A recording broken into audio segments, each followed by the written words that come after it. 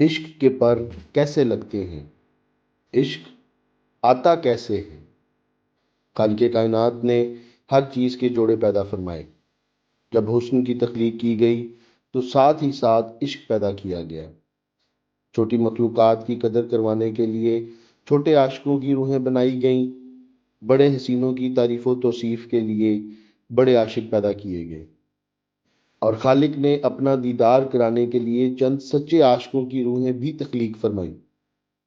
عشق کی اصل آتش ہے۔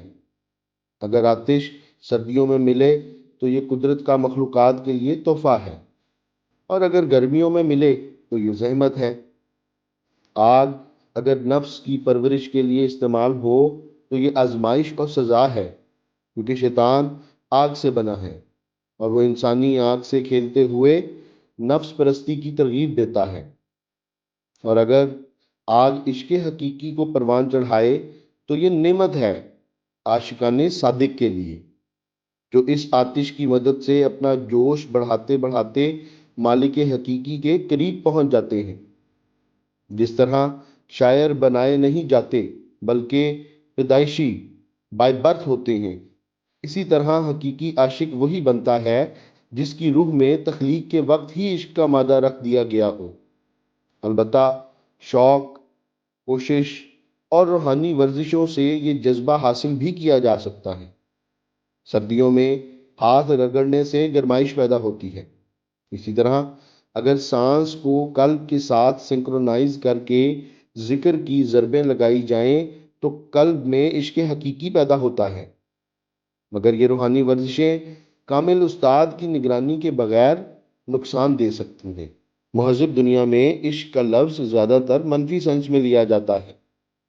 جذبہ عشق کو جب تہذیب کی سینسرشپ سے گزارا گیا تو دھن اور لگن جیسے الفاظ استعمال ہونے لگے۔ قائد اعظم علیہ رحمہ کو پاکستان بنانے کی دھن لگی، اور وہ بیماری کے باوجود یہ کام کر گزرے، وگرنہ ہزاروں لاکھوں مخالفین سے ٹکر لے کر جیت جانا خلاف عقل تھا۔ عشق ایسی کیفیت کا نام ہے جس سے عقل ساکت ہو جاتی ہے اور عشق حاوی ہو جاتا ہے۔ نفع نقصان کا احساس نہیں رہتا۔ اگر عشق مجازی ہو تو دماغ پر نفس کا غلبہ ہو جاتا ہے، اور اگر حقیقی ہو تو روح غلبہ حاصل کر لیتی ہے، اور بندہ خدا، رسول یا اس کے سچے نمائندوں کے عشق میں بڑے بڑے ناممکن کاموں کو ممکن بنا دیتا ہے۔ ایسے ہی موقع پر علامہ اقبال نے فرمایا تھا: بے خطر کود پڑا آتش نمرود میں عشق، عقل ہے محو تماشائے لبِ بام ابھی۔ ایک اور شاعر نے پنجابی میں لکھا: عشق دے جھلے نمبر لے گئے، عقل منداں ایویں ہی عمراں گالیاں۔ دوسرے شاعروں نے عشق کا خلاصہ اس طرح بیان کیا ہے: مریض عشق پہ رحمت خدا کی، مرض بڑھتا گیا جوں جوں دوا کی۔ اور عرض فرمایا: مکتب عشق کا دستور نرالا دیکھا، اس کو چھٹی نہ ملی جس نے سبق یاد کیا۔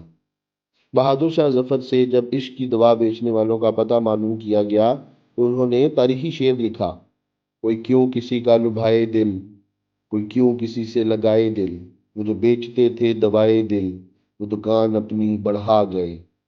عاشقان صادق کی صحبت میں بیٹھنے، ان کا کلام پڑھنے اور ان کے ایمان افروز واقعات سننے سے بھی جذبہ عشق پروان چڑھتا ہے۔ جس طرح لوہے کی ایک گرم سرخ سلاخ لوہے کی ٹھنڈی سلاخ کو ٹچ کرے تو تھوڑی دیر میں دوسری سلاخ میں بھی آتش منتقل ہو جاتی ہے، اسی طرح عاشقان صادق کی صحبت میں بیٹھنے والا یا انہیں یاد کرنے والا بھی عاشق بن جاتا ہے۔ جب کسی کے سر پر عشق سوار ہو جاتا ہے تو اس کا مزہ اور سرور وہی جانتا ہے۔ قیس عرف مجنوں کا واقعہ ہے کہ ایک بار اس کا والد اسے خانہ کعبہ کا طواف کرانے لے گیا۔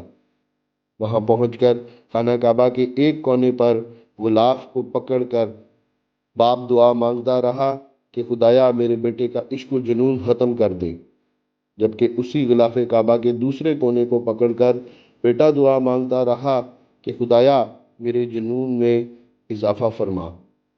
علامہ اقبال نے بھی فرمایا تھا: خرد کی گتھیاں سلجھا چکا میں، اے میرے مولا مجھے صاحب جنون کر۔ ایک اور موقع پر اقبال نے لکھا، عشق دم جبرائیل، عشق دم مصطفیٰ، عشق خدا کا کلام، عشق خدا کا رسول۔